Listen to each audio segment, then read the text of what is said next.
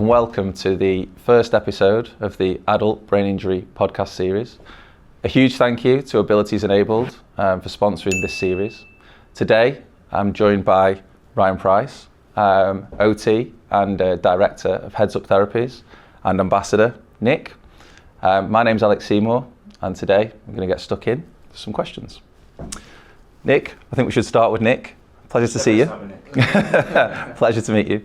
Pleasure to meet you as well. I think we should start with your story first and foremost, about why you're here, your journey, and I think that now segues nicely into how you two came to meet.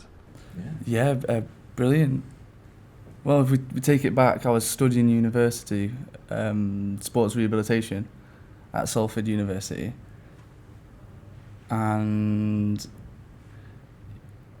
like one day I went out, and then I just had these memories of going to uni like everything's normal, and then I woke up and I had no idea like where I was or what I was doing, and I woke up from a coma, and then from there I had to figure out like who I was, who am I. I remember first thing I remember is like looking at these hands and had no idea who these hands were. Like, because like the nails were like dead long, and I was like, "Wow, what are these? Who's these nails?"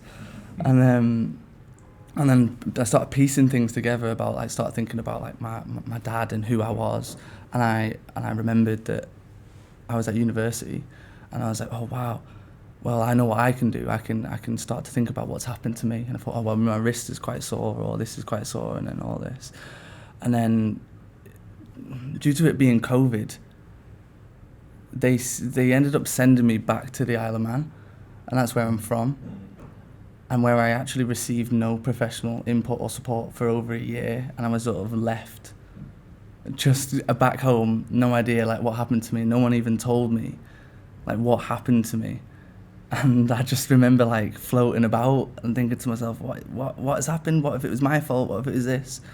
And I really struggled socially, like how to talk and interact with people. I ended up losing all my friends, causing arguments with like family members and things like that. And then I was like, what? But I couldn't see that anything was wrong, apart from like I was injured, I had a big scar on my head, but I didn't piece things together. I never knew what a brain injury was. Like, why would I know that I had one? No one told you, did they? No one told me I had a brain injury. And then after that was it. My university got in touch with me like, "Nick, don't come back to uni. Don't do that." And I went, right, okay. I sat on it for a day, and I woke up and I was like, do you know what? No one's going to tell me what to do. No one's going to tell me what to do. So I ended up studying and going back, and I ended up getting the degree. Got a 2-1. I passed, and then during that time I was hounding the police to like say like what happened to me. I need to know. Like, I'm struggling here. I'm really struggling because I don't know if it's my fault, if it's somebody else's fault. I kept ringing them, and one day they actually come around and show me the CCTV, and that's when I realised actually what happened to me was really serious, and like I shouldn't be wanting to go back to my own sport of boxing, and because it's still then I was trying to get back into boxing, get back into fighting. That was everything to me. You had a few fights, didn't you? Yeah. Well, I had a couple of boxing matches when I was younger, and that was what I wanted to do with my life. I wanted to do boxing, wanted to compete in boxing, wanted everything to do with that. And then the realisation that I was hit by a car at 60 miles an hour and I cracked my skull on a curb, I was like, oh.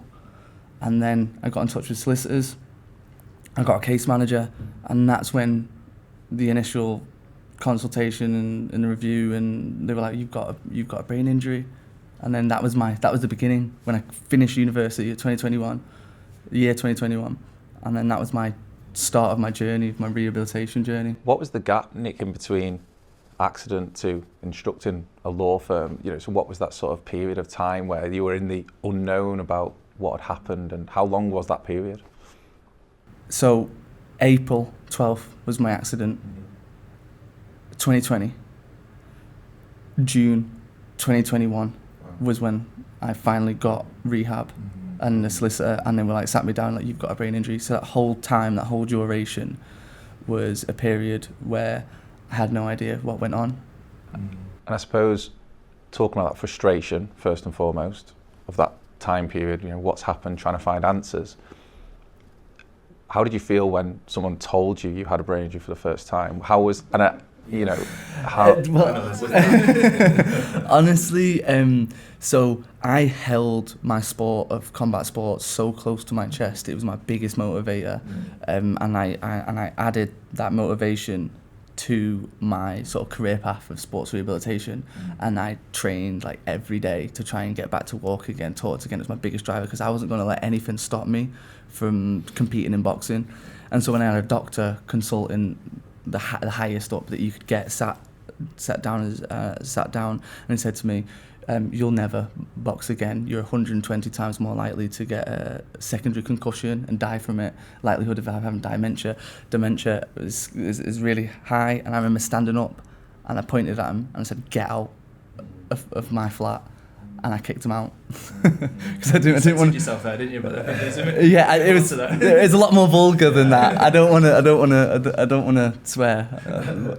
But yeah, it must be like just awful knowing that what the life you projected for yourself and that you were anticipating just been taken away from you. Yeah. I just want to look back to like when you're saying you watched your CCTV footage. Yeah. Like what, that must have been bizarre. Like what was that like watching that? It was interesting because the whole time previous, I was in this delusion that I was going to go back to boxing and everything's going to be exactly the same. I just couldn't understand why no one wanted to be my friend anymore, because all my uni friends didn't want to hang out with me, and I was having arguments with my lecturers and all these things, but I couldn't piece it together. I couldn't realise that actually there's something wrong with me. I just thought it was them. I think it's easier to understand that it's their fault than yours. And then the realisation of the CCTV footage was almost like the penny dropped. Like, that's why I've been the way I've been. That's why I've been the way I've been. And did you not feel like bringing a copy of that CCTV to everybody you'd met in the last 12 months who didn't understand, sort of what was happening? It's almost like feels like a light bulb moment, and the realisation is like, was there any relief? Some relief, maybe. Like it's like not a solution because there's a long way to go or resolution, but there's definitely an answer and something you can start from that point to start to go through the journey. It's like almost like the journey starts again, right? Yeah, I think the relief come from that. Number one, it wasn't my fault, and number two, somebody else isn't hurt, because I spent a lot of time worrying if I caused it, if somebody else died, or what if it was all my fault. So you literally had no idea what happened? Nothing? Wow. I just got told I was in a car accident, and a student nurse was there on the scene, and so that was all I knew. And so from the realisation of seeing CCTV footage, it was almost a relief.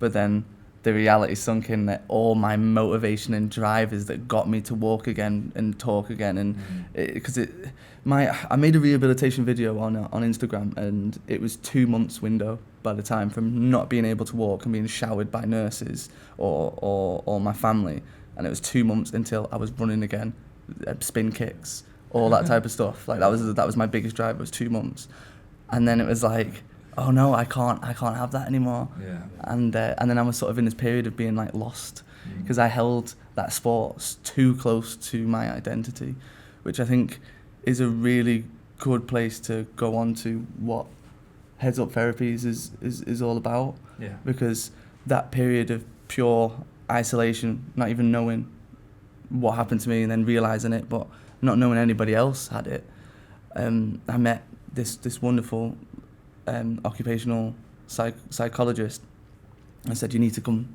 see these guys. What they do is absolutely amazing. And I was like, well, I want to go back to work again. I want to do this. And got in contact with you. And so I remember bringing my therapy bed. And like, this is the big break for me. Yeah. And then going in, and then and it was my first time I met you guys and met other people with brain injuries. It was incredible. Yeah. That's a great place to start. Yeah. Well, for an introduction to you, Ryan, in terms of your clinical experience and history, and a bit about Heads Up, and nicely segueing back to how you guys came to meet. Yeah, so I trained as an occupational therapist. I had a degree in psychology first, and did some support work. Wasn't really sure where to go with it all, and then my manager at the time said, go back to uni and study to be an OT, and I'll give you a job. So I was like, what? I had a 2-month-old baby, and I was like, oh, we'll go back to uni. It was a bit of a crazy time, but yeah, no, it's definitely worth it. I mean, the course seemed to just make sense to me. Like it felt like everything that I was trying to do and had ideas for and wanted to get, like, was in that course. So yeah, so I trained, and I did work. I worked as a case manager for a little bit, and I worked for another private OT company. But within like 2 years of qualifying, I think it's the undiagnosed ADHD in me was just like, I need to progress now. And what do I do next? Where do I move on to? Yeah. And I set up my own company and started Heads Up Therapies. So we're coming up to like 10 years later on this year. So September it'll be 10 years. That's that in itself is an incredible achievement. 10 years in business. Talk me through the services of the Heads Up Therapy offer. So we work predominantly with people with brain injuries, and we work in the private sector. So a lot of our referrals come from solicitors, case managers, and we do a lot of like the traditional OT kind of stuff. So the aim is to get somebody back to a point they were at, if not for any accident or illness, but that's not always possible. So it's then looking at alternatives and what life's going to look like kind of going forward, whether we're adapting things or finding new things. But because I've always loved football, and I'm not particularly good, but I've enjoyed it, and I know like the benefits I get from playing, and I don't know, one of the domains of OT is leisure. So it's such an like underutilized part of our lives, especially when it comes to rehabilitation. But I just got a little bit kind of like stuck in that of like, why are we not offering more leisure? Why are we not utilising it a bit more? It's certainly a huge thing for us as an organisation. We get a number of family members actually, when there's isolation happens, following a brain injury, family members will often contact us and say, look, what's available in the local area? Can't find clubs, can't find, community-based things that their family members or the individual with a brain injury or post-brain injury can actually get involved in, and I feel like there's a lack of awareness or lack of these types of community-based activities. That again, going back to your point, Nick, about the first time you enter the gym, the hall, or where, and meet other people in similar or similar, have had similar experiences. That must be quite like eye-opening to just be around other people who get it and understand it, not just from a clinical side, but from an experience side as well. Yeah, 100%. Because when I went there first time, it was sports rehab. I'm gonna take people's ankles. I'm gonna get people doing mobility and all that. No one gave a damn. People started avoiding the first 15 minutes of Ryan's football session so they wouldn't have to deal with me. But what was interesting is that some people that had the most like disability with the way that they walked or their gait, they actually would come to me and they'd work with it, and I thought that. But then when I started to like laugh and joke and let my guard down and then open up, I remember coming one day and I said, I don't want to do this anymore. I want to play football. I never played football before, like in that sense. And I thought, like everyone thought I was Bambi on ice. I added nothing to the game apart from running around. But it was the first time I was like, these people get me, like, and other people are in the same boat as me, and that for me was an eye opening. Yeah. Well, so for a bit of context, we run a brain injury football group, and the idea came from when I was a support worker, and I was supporting this girl with a brain injury, and a lot of the time we spent like watching daytime TV, and I was just sat there going like, I can't do this, and then if I had a brain injury, would I want my life to look like this?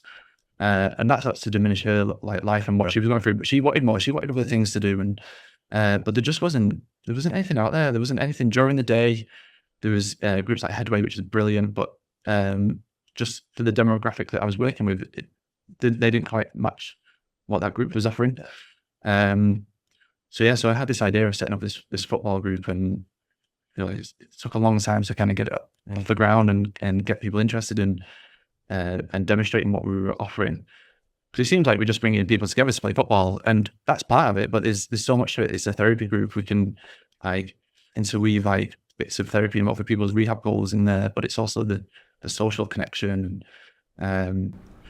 It sounds like Nick's, doesn't matter, does it? It doesn't matter. and it sounds like Nick's beasting everyone every session. So it's a little bit more than that. I think that the best way I could describe it is an outlet. In a world that's just full of input, and you take sport away from people, take identity away from somebody, you get someone with a brain injury, where's their output? And it's providing a platform where they can just express and just let go of things. And I think that is one of the best parts of rehab. I want to help people do more of that. You want to help people do more of that. It's where you want to be. We talk a lot, don't we, in the clinical world about goals, and from a lived experience we talk about hope, right? And I think that's the clinical and the lived experience coming together, isn't it? I suppose maybe some examples of what you've seen. Obviously, we've had your opinion of it. Ryan, what have you seen from your sessions and bring them it must be quite enlightening for you to see goals and hope come together and actually see it in action, right? It's weird sometimes because you turn up every week and you play football with these guys and it's great. Every now and then you sit back and you're kind of observing and watching and you're like, it's pretty incredible what's going on here. Oh God, there's so many stories that you could tell of people that have come, and some people have moved on already, but there's a lad at the minute he first came to our football session and he'd only been out of the wheelchair 6 months. And he's running around, he puts in the most effort out of everybody, doesn't he? He works so hard, and that determination that he has to kind of put himself out there, and he wears splints and things like that as well. But he goes to the gym, he works out, and it's I don't know, provides a bit of a focus for him. We've had people who struggle with alcohol who've come, and then again, the motivation to cut that back, and they've gone sober for periods of time, and then develops other bits of the week, so they come just for football, but then that spills into I need to get fitter, I'll go to the gym, I need to eat better, so I kind of it kind of provides a bit of a, I don't know, it's like a lifestyle kind of thing as well, isn't it? Well, it's giving, I assume that the routine part of, we all have routine, right? And sport, whether you should be doing more, that's me, but or you're always aiming for, you run, you want to run further, you want to run faster, you want to beat your time, but having that taken away from you, but then what Heads Up do in terms of giving something back and giving that sort of platform for people to get back into, whatever sport it was. I know there's many sports, we'll come on to it later, but I think that's really important, routine, and giving someone the opportunities, and that's what Heads Up do, isn't it? They create that opportunity to get back to. But the group can be, but it can be anything. It can people have different things that they come to the group for, and there's so many people that say this is the only thing they would participate in the week. But just to go back to you, Nick, the reason for you coming to the group was slightly different to other people, wasn't it? You were trying to come as part of your vocational rehab pathway, weren't you? So you came to try and help people and try and help with their injuries, and you took some of the warm-ups and exercises and things like that. But then it quickly became about the social element, didn't it? And I tell this quote to everybody when you were saying you lost a lot of your friends, but now all your best friends have got brain injuries. That's brilliant. That's it. Yeah, that's it. I lost all my friends were who I was, and then when I come to that and I let my guard down and was just me and a part of that community that you've created. It's funny, all my friends have brain injuries now, and it's anyone with a brain injury? No, never met someone with a brain injury, and then all of a sudden now years later they're all my friends, and I've seen them outside of the circle. And it's for another example is somebody coming in with social anxiety, not talking to anybody. We see him now today, and he just gets stuck in and talks to everybody. So it's not just about the football and how good you play. It's what you bring is you force people to communicate and socialize and create friendships, and that's something that anyone with a brain injury can find really, really difficult. You put them in a social setting, they can be quite absurd, or I don't know what quite the word is without saying something a bit daft, but you put them in full of people with brain injuries, the non-judgmental, you allow them to be themselves, and that's the best. That's the best thing. I think that's Nick's role in the group is amazing, because anyone new that comes along, and people are nervous because it's quite. I mean, there's a lot of us now, isn't there? There's 20 odd people plus all the support staff and like heads up staff. So it's quite a big group of people. You always make sure that you go and say hello to them, make them feel welcome. Yeah. But what I really like is one of the first questions you ask is, how long ago was your brain injury? Yeah. And I think that's something that we would just like, kind of becomes like a bit of a taboo. Do you want to bring it up all the time? Yeah. But as a peer, I think it's really interesting. And I think giving people the opportunity to speak and kind of talk about that is brilliant. Yeah. Well, it's important because especially depending on the phase, like if they're in the pre-settlement phase, then it might be a little bit too full on. But some people that are past it, and people want to share their story, and especially with a peer. And when you get to share all the stories with each other, it's like it's a brilliant place to do it. Like, remember the other week, and he said his brain injury was like 8 years ago.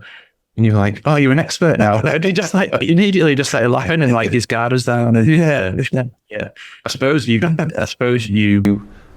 from your, going back to, not to keep going back to that period where you were isolated or not communicating with other people, I suppose, do you feel that you know what you needed then, and that's how you approach conversation with other people? Kind of, I know you just talked about pre and post, but you kind of, you get it, you understand what was missing. Yeah. And I think it sounds like what you bring to Heads Up and the community side is that sort of breaking down that barrier and saying, I know we've all have something, I know we've all got this thing that we want to talk about that we can't, and I know the best how to approach that subject, probably in the best way that Nick can, which is quite direct and quite with humour, right? But well, people want to tell their story. They don't want to relive it. They want to share it, and I think the place as well, like at football, and when you bring it up, then it's the right space to do it, and I think.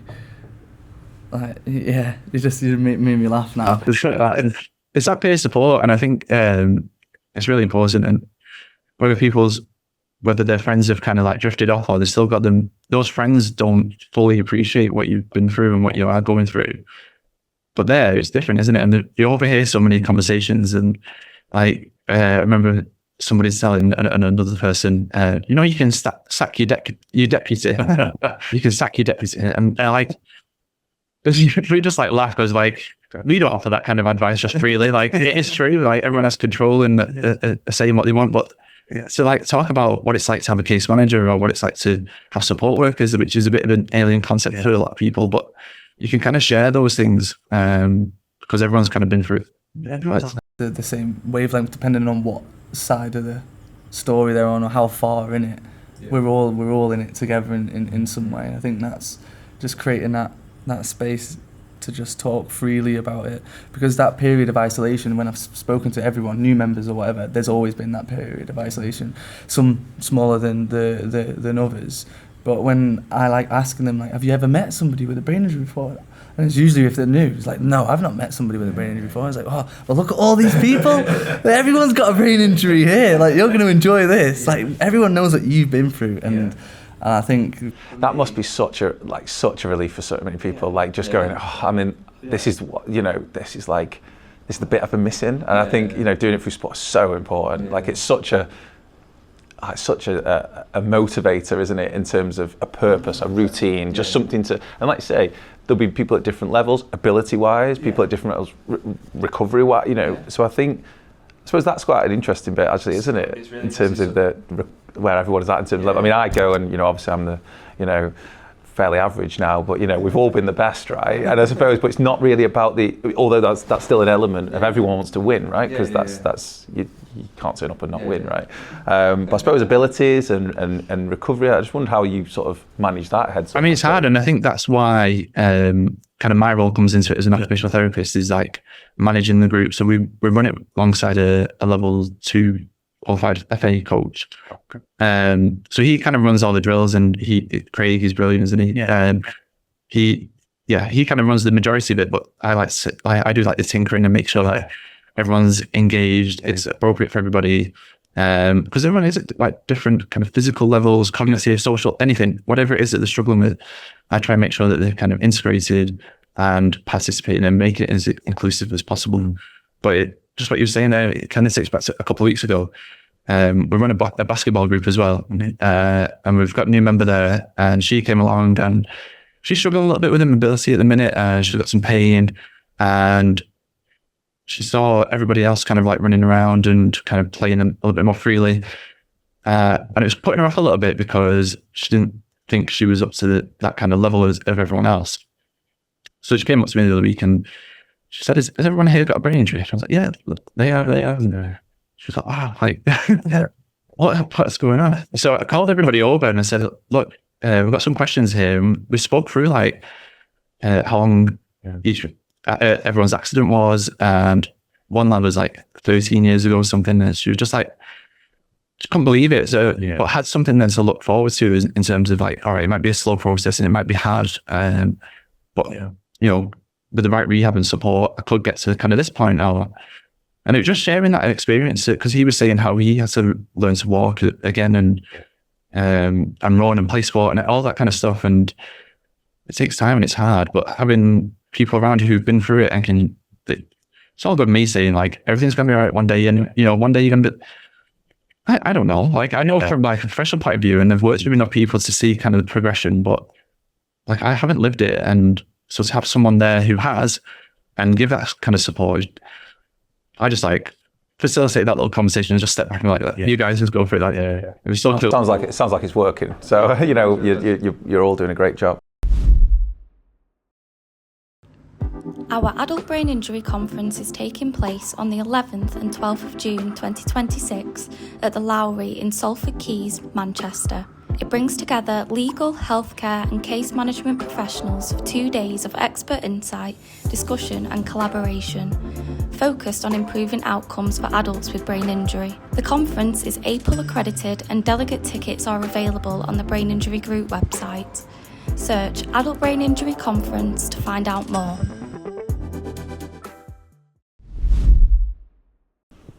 Other sports, I think we just touched on basketball there. We've gone from football to basketball. I know Nick, an avid boxing fan or combat, let's go combat person. Talk me through the sort of plans for other sports or other services that are available. I'm sure Nick's got his own ideas that he's probably tapping you on the shoulder for you as well. So we kind of, because the football was like so successful, and there was another guy who came to our group and he was really keen on basketball and he just kept asking me all the time, do we do this basketball group? Yeah, let's do it, let's try it. So that's been going 18 months or so, and obviously basketball doesn't have quite as big a reach as football, so the size of the group's a little bit smaller, but we've all kind of started it like a similar, you came for a while, didn't you? Everyone starts at the same baseline because I hadn't really played it before. So learning all together as like a team and kind of seeing everyone progress at a similar level that's been really cool. And the lad who was asking me about basketball, he then has done his level 1 coaching qualification. So he helps with facilitating the group and running certain drills, which is quite so we're creating roles within the group as well. And then, but similar with, so we do like a non-contact boxing session as well. That's alongside Craig, who coaches our football. So we run it with him as well. But you go to that, don't you? I've only been a couple of times, but you've picked up like a bit of a role within that group as well, haven't you? Yeah, I think that was interesting because it was like when someone brought up the idea of non-contact boxing with brain injuries, I thought boxing and brain injuries sounds like the craziest thing ever. And but I went to it and I realised that my level that I was at was different to everybody else's. But what I took from it is that actually I'll come back next time and I'm just going to do as a bit more of a coach and just do pad work with everybody. And I really enjoyed that. I got stuck in coaching, supporting people, like motivating people, just working hard. And surprisingly, everyone there just works so hard. And I think that's what's crazy is that you could consider some of the brain injuries that like sat down not doing much, or if you don't know much about brain injuries, but getting them in doing boxing or basketball or football, like they'll graft, they'll really graft. Yeah. And I think that's really good. Yeah. How was it being back on the pads, Nick? Well, when I first went, it was a bit emotional, a bit teary. Like I was like, oh, like this isn't me anymore. I'm a changed man. I'm changed now. But no, from the coaching side of things, I thought that was good. But I don't think it's completely for me at this point. I like just getting stuck in, letting my hair down, and just. It's a process for you, and I think that again, coming back to like the purpose of groups is that allowed you to like explore you and your identity. You spoke about identity at the beginning. It was an opportunity for you to get back into boxing, but then I think that was quite difficult for you, wasn't it? Like coming to that realization that I can't actually do this like anymore. But then taking on that different role gives you a different purpose, and it still might not be for you, but it's like allowing you to explore yourself and see where you're at and where you want to be. I did see that Tyson Fury for his next fight is not going with a trainer, Nick, so there's possibly an opportunity there, that you might want to explore. Tyson? Yeah. Absolutely, we'll put it out there. I think that what's nice to hear, and we've had 2 or 3 examples, are individuals coming to the sessions and then sort of finding a new career path, coaching or similar, which I think is, probably didn't come with the idea that was the path that they were going to. So I think that's really interesting, isn't it? Finding a new career path, because must be so difficult thinking. You obviously went back to uni, Nick, and completed your degree, which is amazing.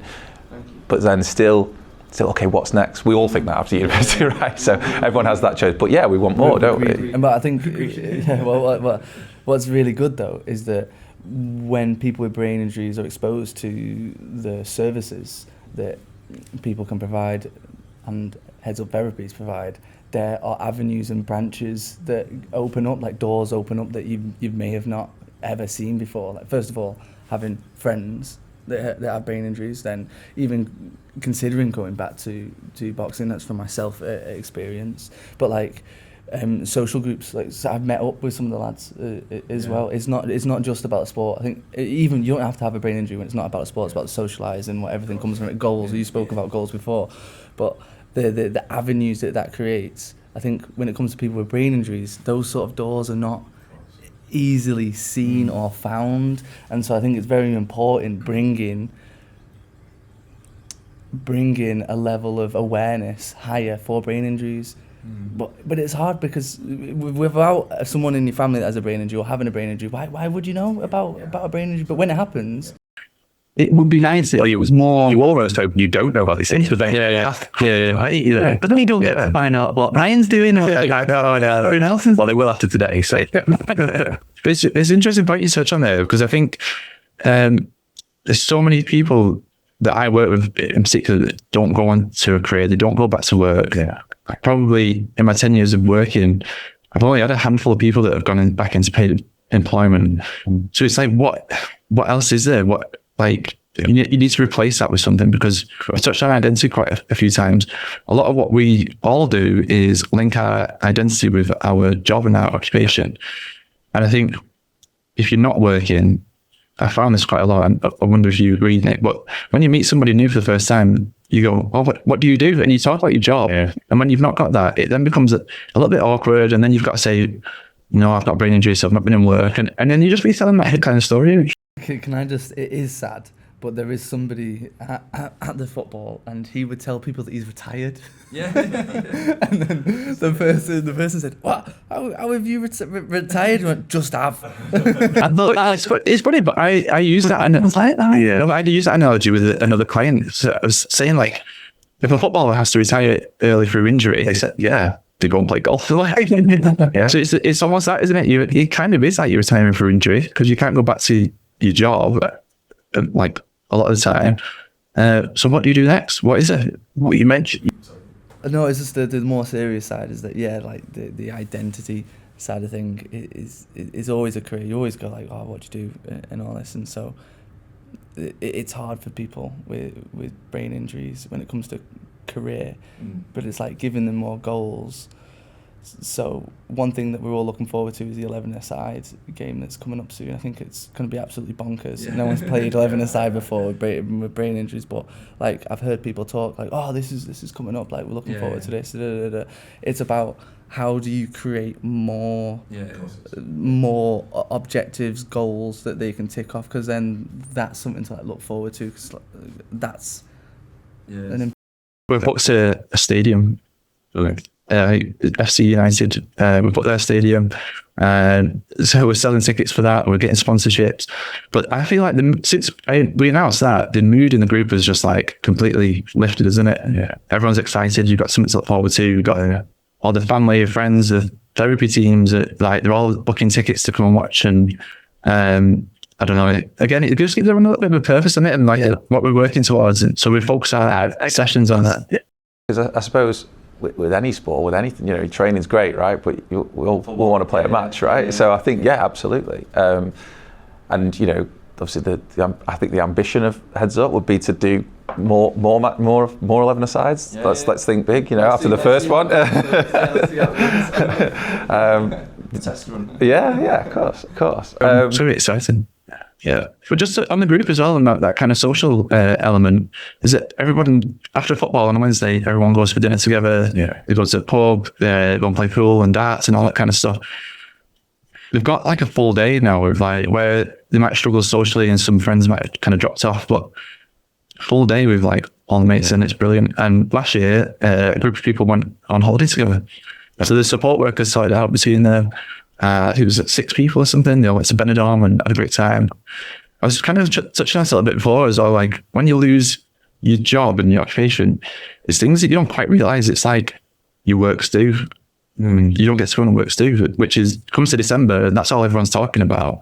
So we try and do something similar. We book like a table at like a pub and we go for Christmas dinner together, which is pretty cool. And there's other things like, they've been to Benidorm, but like going on like stag do's and lads holidays and stuff like that, the opportunity isn't always there. So the fact that they've been able to go to Benidorm, I think it's brilliant. Yeah. And I just like to say that Heads Up had nothing to do with that. So moving on, the future, I think is always good to talk about the future. What's the future for Heads Up? I mean, it depends on the day, but like I have so many ideas. No, yeah. I'm now been diagnosed, so it makes sense that my brain kind of like runs a bit wild with ADHD thoughts. But I think it's good. I think it allows us to explore like all the different avenues. So yeah, we've got basketball, we've got non-contact boxing, we've got an allotment group. We've got a taster session for paddle next week. That was everybody. Oh yeah. That's gonna be a down with talking there.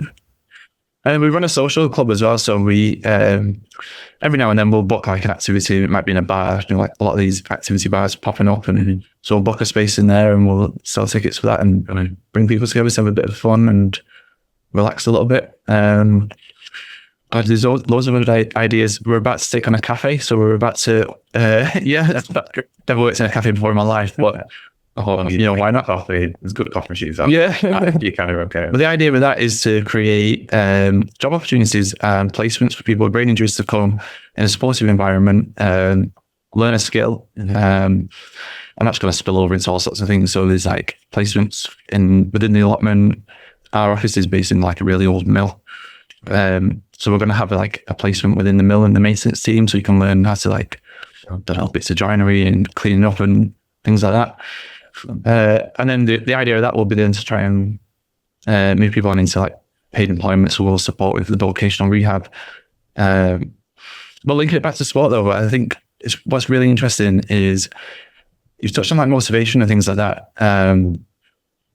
Trying to use sport even within vocational rehab is like, I don't know, we've seen really big wins. A lot of what we do is start with leisure, so we'll start with trying to get people into doing things that they enjoy and that are meaningful to them. Because a lot of the time when we pick up cases and work with clients, it's usually like a few days down the line. So a lot of deconditioning comes into play, and a lot of habits that aren't particularly like what they want to be doing. So we try and break that and get out and do some football, you know, come play basketball. Then becomes a point of, well, what do we do next? Do we try and move on to some voluntary work? Do we move on to paid employment?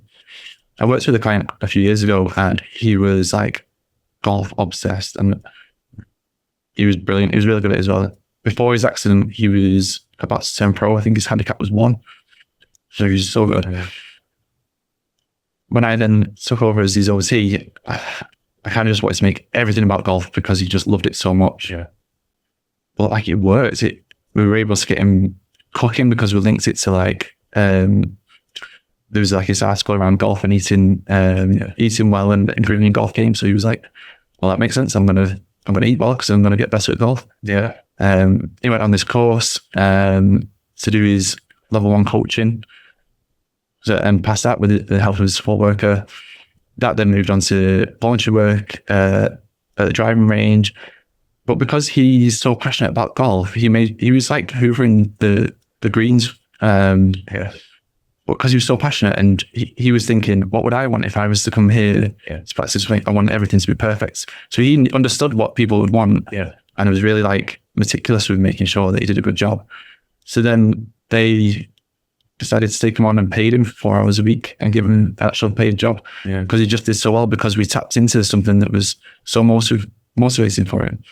So I think that's how we try and base it, a lot of our job and our work, finding those things that are really meaningful, really like motivating, and just basically see how far you can get with it. So for the future, I want to create more opportunities like that. I want to try and expand on that. I've got all sorts of ideas, but for now, just nice and stable. Our team's growing a little bit, which is all exciting as well. I mean, obviously, the Brain Injury Group are huge fans of Heads Up Therapies, so we'll be doing everything we can to promote all of the services that you have, because I think they're so important. And the power of sport, as an avid sport fan, for me, it works and it makes complete sense, right? Everything we've talked about today is just, the difference and the impact it's made, that community side of things. I think it'd be great to end on you and what's next for you, because I think you're an incredible young guy. So I think it'd be great to talk about where you are now, sort of post accident, but certainly sort of what you've achieved and your situation right now and what you're looking to achieve moving forward. It's interesting. Where do I begin? From pre-brain injury, the only thing that felt like ever mattered was to become some professional combat sports athlete. I lived, breathed, whatever. And then now that I do have a brain injury, it's taken so much away from me, but do you know what? It's opened up so many doors. Luckily, I've had the support and I've done the engagement with it, but now I'm married. I have 2 children. We have a house together. Like, it's incredible. I don't see myself as just a combat sports athlete. That's not even a part of my identity anymore, and that's fine. I'm fine with that. I'm many different things. I'm not a master of anything, but I'm more than I could have ever been. Like I'm a father, I'm a husband, and like I'm taking my sports rehab to acquired brain injury is what I want for my future. From having a brain injury, I understand the level of pacing, fatigue, cognitive load, but also I believe there is a gap between when you finish physiotherapy, like in a clinic setting, and then let's say you come to Ryan and more of a social setting with the sort of an objective of how far you can push rehab to get to job. There's like a little gap here where people don't want to go back to physio. They feel like they're taking steps back. I've spoken to some neurophysios at the networking event, but it's like where could they be put? Because you can go get massage or treatment, but they'll never understand what a brain injury or fatigue or having report writing that takes in consideration clinical reasoning. So I want to create a little space at mine where people with brain injuries can feel sort of heard, understood, and all treatment and exercise rehabilitation is towards pacing, fatigue, cognitive load, to just support them and on their future wherever it may be. Because I think that's the sort of place where I want to create a very small caseload, because then they're not rushed. A lot of clinicians, they have to go to one client to one client to one client, but I'm in a position now where I only need to take a very small caseload and I think that will not only work with my brain injury, but with other people's brain injuries as well. So I think sports rehab would come in massive handy for these people, and that's the sort of way that I want to aim towards. That's my future, I'd like to think, anyway. I think that's amazing, and I think this is. I'm going to say something, and it's sometimes seems quite patronising, but I think you're quite inspiring, and I don't mean that as in like any sort of way that's taken like to be patronising, but I think inspiring for people that you kind of come into contact with, because I think you can get that motivation out of them. You can kind of let your guard down. You've got that shared like empathy for what each other have been through, and I think you've got that ability to kind of like support them through that journey. So I hope that you don't take that as any derogatory way, but I think you, when you come across people, especially people with brain injuries, I think you kind of make their lives better just by the way you are. So I think that's amazing what you're going to do, and I think people will benefit from it, and I think you'll get a lot out of it as well, won't you? 100%, 2 ways. I think the way to end this is just to say thank you to both of you for today. What's really apparent is the relationship that you two have built, where you've used the circle, come along to the sessions, and certainly the message is as a positive one about the impact of sport and what it can do.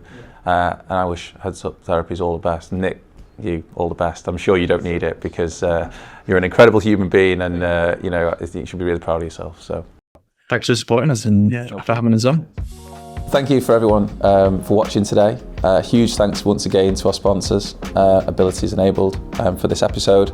If you do want to get in touch with the Brain Injury Group or Heads Up Therapies or Nick, please do contact us in the usual way using the email address, the inquiries email, or contact us by phone.